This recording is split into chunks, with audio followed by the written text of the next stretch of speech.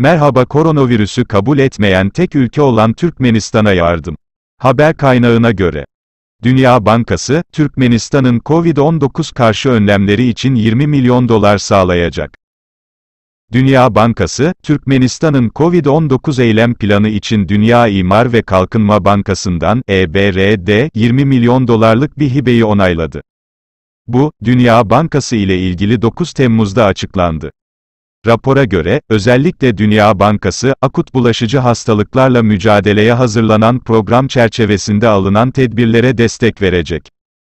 Açıklamada, ulusal düzeyde koordinasyonu güçlendireceği, bilgiye erişimi ve halkla iletişimi iyileştireceği ve bulaşıcı hastalıkları test etme, mücadele, önleme ve bunlarla mücadele etme kapasitesini güçlendireceği belirtildi.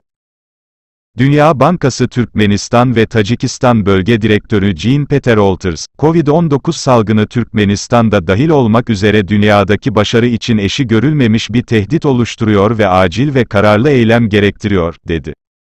Covid-19 önlemleri konusundaki ortak işbirliğinin bir sonucu olarak, Türkmenistan sağlık hizmetlerinin kalitesini ve kullanılabilirliğini iyileştirmenin yanı sıra sağlık hizmetlerine daha bütünsel ve kapsayıcı bir yaklaşım benimsemeye daha iyi hazırlanacaktır.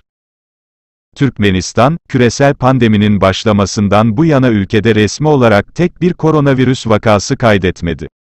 Ancak RFE, RL ve diğer bağımsız Türkmen yayınları, ülkede virüse yakalanan ve virüsten ölen çok sayıda insan olduğunu söylüyor.